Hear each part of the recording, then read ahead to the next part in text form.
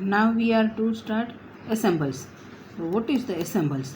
A system is defined as a collection of number of particles, and assemble is defined as a collection of a large number of microscopically identical and essentially independent system.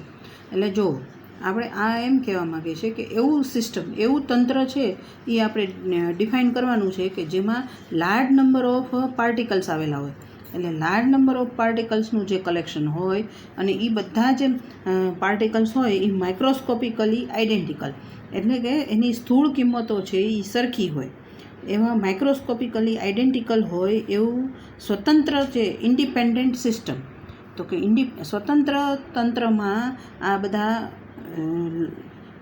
જે કાંઈ number of particles હોય એ ગોઠવાયેલા હોય તો આને એસેમ્બલ્સ કહેવામાં આવે છે.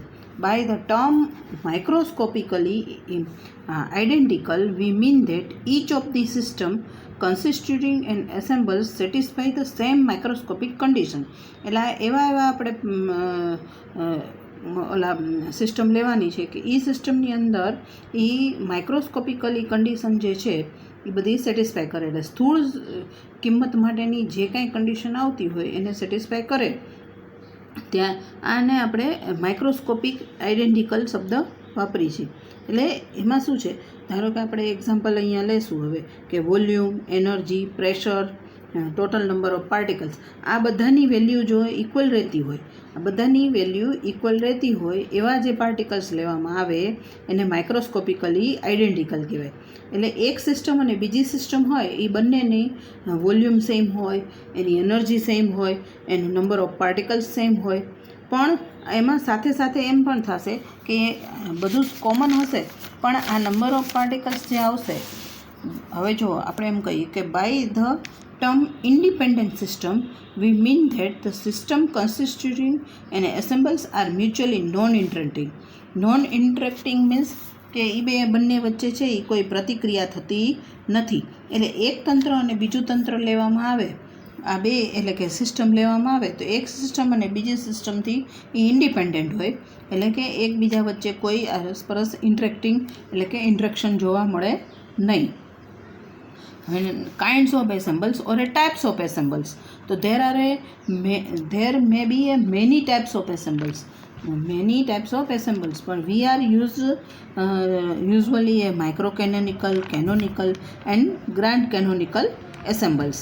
હવે આપણે ફર્સ્ટ લેવાનું છે માઇક્રોકેનોનિકલ એસેમ્બલ્સ. તો microcanonical ensembles means it is the collection of large number of essentially independent system having the same energy E, volume V and number of particles N.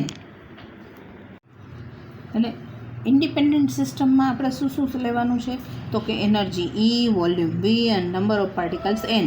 એટલે E, V એન્ડ N લેવાના છે. બરાબર. હવે જો અહીંયા એક આપણે ફિગર ડ્રો કરેલી છે. આ ફિગરમાં તમને બધી અહીંયા એક આખી સિસ્ટમ બતાવેલી છે. આ સિસ્ટમ છે આખી સિસ્ટમ, એની અંદર એક નાના સિસ્ટમ આપેલું છે. EVN, EVN, EVN એ ઉપર અને નીચે બધે આપેલા છે. હવે આ જે સિસ્ટમ છે એમાં એની એનર્જી છે એ દરેકમાં માઇક્રોસ્કોપિકલી સેમ રહેશે, વોલ્યુમ સેમ રહેશે, number of particles also same. But હવે જો for simplicity we assume that all the particles are identical.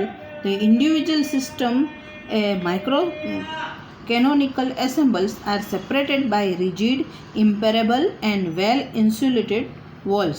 એટલે આ એક સિસ્ટમ છે એની જે વોલ છે એટલે કે દિવાલ એ શેની હોય છે તો કે રિજિડ, ઇમ્પેરેબલ એટલે અપારગમ્ય, એટલે કે એકબીજામાં એનું કાંઈ ઇન્ટરેક્શન થઈ શકે નહીં એવી અપારગમ્ય દિવાલો હોય છે. અને વેલ ઇન્સ્યુલેટેડ એટલે અવાહક દિવાલો હોય.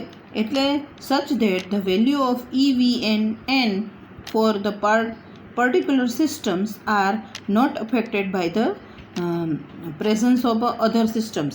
એટલે શું કહેવા માગે છે કે એક સિસ્ટમનું EVN એ બીજી સિસ્ટમ જે EVN હોય એની સાથે કોઈ ઇન્ટરેક્શન રાખતું નથી. એટલે જો આ કયું એટલે થયું તો કે આ છે એ એસેમ્બલ્સને આપણે માઇક્રોકેનોનિકલ એસેમ્બલ્સ કહેવાય. માઇક્રોકેનોનિકલ એસેમ્બલ્સમાં એક સિસ્ટમની energy, volume and number of particles છે એ બીજા સિસ્ટમના એનર્જી, વોલ્યુમ અને નંબર ઓફ પાર્ટિકલ્સ સાથે ઇન્ટરેક્શન હોતું નથી. એટલે આ જે આપણને મળે છે એને માઇક્રોકેનોનિકલ એસેમ્બલ્સ આપણે કહીએ છીએ. હવે નેક્સ્ટ લેવાનું છે next is canonical assemble. It is the collection of large number of essentially independent systems having the same temperature, volume and the number of identical particles. એટલે જે માઇક્રોકેનોનિકલ હતું એમાં આપણે શું લીધું? Energy, volume and number of particles. હવે આ canonical એસેમ્બલ્સ છે એમાં આપણે લેવાનું છે temperature, volume and number of particles, TVN. અને આની અંદર જો આમાં આ ફિગર આપેલી છે એટલે TVN. તો આમાં તમને આપણે જોઈ શકીએ છીએ કે એકબીજી સાથે ઇન્ટરેક્શન થઈ શકે, કારણ કે temperature, volume and number of particles છે. તો આપણે એમ કહી શકીએ કે આમાં ટેમ્પરેચર છે એનું એકમાંથી બીજી સિસ્ટમ, જો equality of the temperature of all the system can be achieved by the beginning all the systems in thermal contact with one another. એટલે આમાં ટેમ્પરેચર છે એ એક સિસ્ટમનું બીજી સિસ્ટમ સાથે થર્મલ કન્ડક્ટથી બે ઇન્ટરેક્શન થઈ શકે છે. The individual system of a canonical assemble are separated by rigid, impermeable but conducting walls. જો એટલે આની અંદર શું ફેરફાર છે? આપણે જે માઇક્રોકેનોનિકલ એસેમ્બલ લીધા અને કેનોનિકલ એસેમ્બલની બેમાં ચેન્જ શું છે? તો કે આની અંદર એની વોલ તો શેની બનેલી છે? રિજિડ, ઇમ્પેરેબલ, પણ ઓલામાં ઇન્સ્યુલેટેડ વોલ હતી, અહીંયા કન્ડક્ટિંગ વોલ. કન્ડક્ટિંગ મીન્સ વાહક હોય. એટલે આમાં ટેમ્પરેચર છે એ એકનું બીજા સાથે ઇન્ટરેક્શન થઈ શકે, કે ટેમ્પરેચર છે એનું ઇન્ટરેક્શન થઈ શકે છે. As the separating walls are conducting, heat can be exchanged between the systems are as a result all the system will arrive the common temperature T. એટલે એકમાંથી બીજી સિસ્ટમ હોય એમાં ટેમ્પરેચર એક્સચેન્જ થઈ શકતું હોય, એટલે આખી જે સિસ્ટમ હોય એનું ટેમ્પરેચર છે એ કોમન રહેશે. એટલે આખી કેનોનિકલમાં આખી સિસ્ટમનું ટેમ્પરેચરનું એક્સચેન્જ થઈ શકે, એટલે ટેમ્પરેચર છે એ સેમ જળવાઈ રહેશે. Third one is grand canonical ensemble. હવે third one is grand canonical ensembles. તો આની અંદર આપણે it is the collection of large number of essentially independent system having the same temperature T, volume V and chemical potential mu. હવે આની અંદર ઓલા કરતાં અલગ છે. આમાં આપણે ટેમ્પરેચર, વોલ્યુમ અને કેમિકલ પોટેન્શિયલ મ્યુ લેવાનું છે. હવે આમાં પણ આપણે જે કેનોનિકલ એસેમ્બલ લઈ ગયા એની જેમ જ કેનોનિકલ એસેમ્બલની જેમ ગ્રાન્ડ કેનોનિકલ એસેમ્બલમાં એની વોલ છે, પણ આને વોલમાં ને આગલામાં શું ફેરફાર આવશે કે એમાં આની અંદર રિજિડ, પછી ઇમ્પેરેબલ નહીં, પેરમિએબલ અને કન્ડક્ટિંગ વોલ આવશે. એટલે આની અંદર એકલું ટેમ્પરેચર જ નહીં, ટેમ્પરેચર વિથ કેમિકલ પોટેન્શિયલ આ બેય છે એનું એક્સચેન્જ થઈ શકે. તો આને ગ્રાન્ડ કેનોનિકલ એસેમ્બલ્સ કહેવાય છે. એટલે ઓલાનીથી આમાં અલગ છે. જો the individual system of a grand canonical assemble separated by rigid, permeable and conducting walls. એટલે સૌથી પહેલું જે આપણે માઇક્રોકેનોનિકલ લીધું એની અંદર રિજિડ, ઇમ્પેરેબલ અને ઇન્સ્યુલેટિંગ વોલ હતી. પછી કેનોનિકલ એસેમ્બલ લીધું ત્યારે એમાં એની વોલ્સ છે એ કેવી હતી? તો કે રિજિડ, ઇમ્પેરેબલ એન્ડ કન્ડક્ટિંગ વોલ્સ. અને આમાં રિજિડ અને પેરિએબલ એન્ડ કન્ડક્ટિંગ વોલ્સ. એટલે as the separating walls are conducting and permeable, the exchange of heat energy as well as of the particles between the system take place in such a way that all the systems arrive at the common temperature T and chemical potential mu. એટલે આની અંદર chemical potential અને temperature બેયનું exchange થતું હોવાથી આ બેય છે એ આખી સિસ્ટમ દરમિયાન કોમન જળવાઈ રહેશે. હવે આ એસેમ્બલ્સની લીધા તો યુઝ ઓફ એસેમ્બલ્સ. તો there are particularly useful for two main reasons. Firstly, they correspond approximately to the types of thermodynamic measurement most frequently made in practice.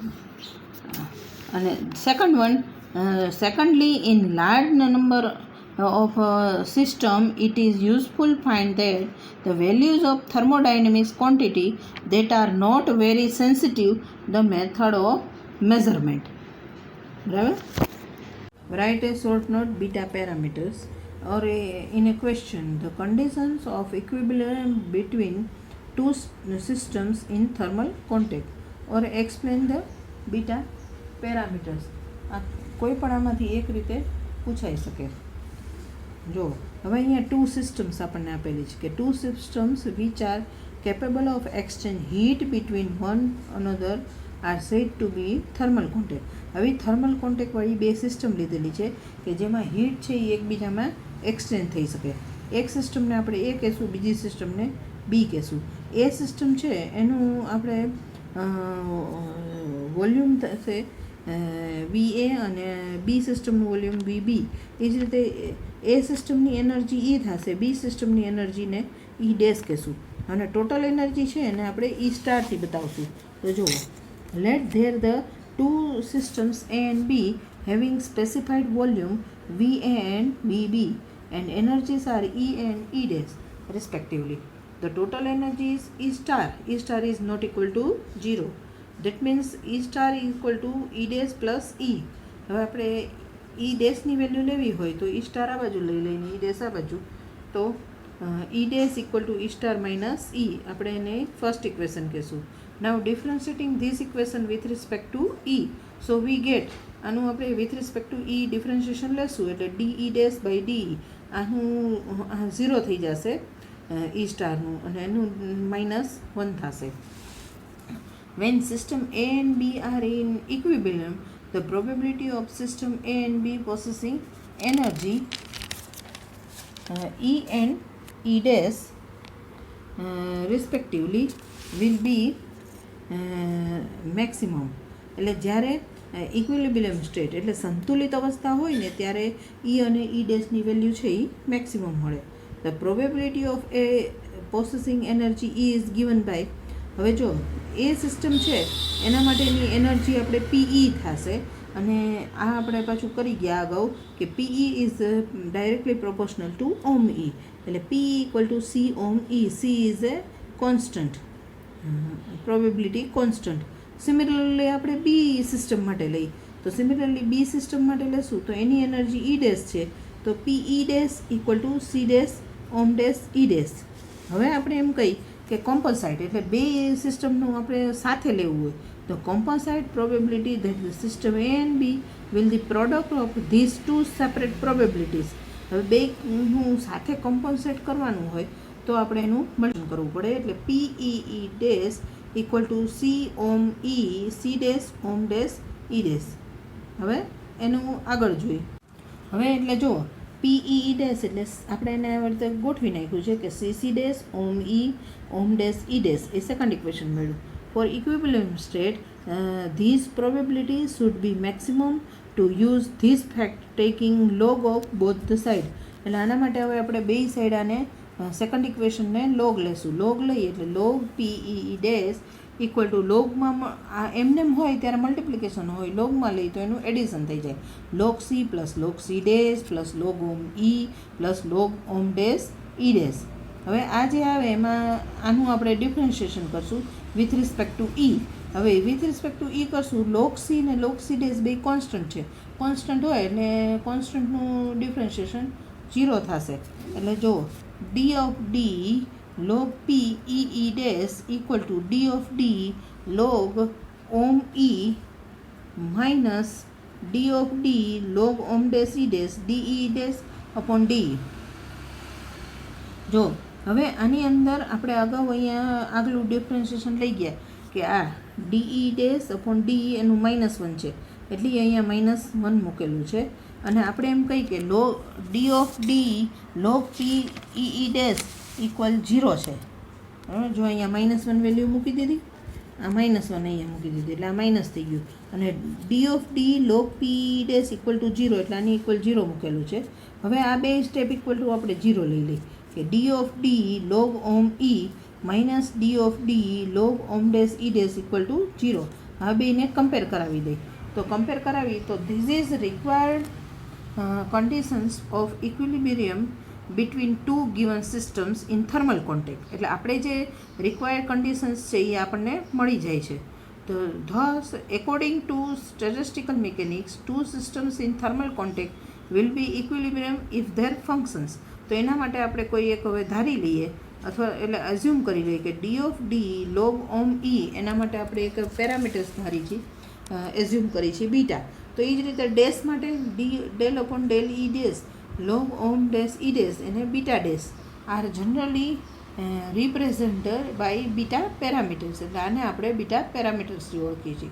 હવે જો આના માટે બીટા ઈ લઈએ તો del of del E log ઓમ કરીએ તો લોગ ઓમ થશે 1 અપોન ઓમ અને એનું ઓમનું પાછું વિથ રિસ્પેક્ટ ટુ ઈ તો del ohm by del E. એવી જ રીતે બીટા ઈ ડેશ તો del by del E dash log Om dash equal to 1 upon ohm del ohm dash upon del E. For thermal equilibrium beta equal to beta dash. એટલે સંતુલિત અવસ્થા હોય તો ત્યારે બીટા અને બીટા ડેશ બે equal થાય. હવે આપણે એવું કહીએ કે 1 upon beta is proportional to temperature. તો જો 1 upon beta proportional to temperature હોય તો 1 upon beta dash also proportional to T dash. એટલે અહીંયા આપણે એને કોન્સ્ટન્ટ કે મૂકીએ કે 1 upon beta equal to K T. K is Boltzmann constant. એ બેમાં 1 upon beta dash equal to K T dash. પાછું કે ઇક્વલ શું થાય R upon N. R means gas constant for 1 kilo mole and N is એવોગ્રેડો number. એટલે અહીંયા આપણે હવે જુઓ કેની જગ્યાએ આર અપોન એન મૂકી દઈએ અને પછી જુઓ બીટાની વેલ્યુ શું આવશે તો K beta equal to N upon R T. આ બીટા પેરામીટર્સની આપણને વેલ્યુ મળશે.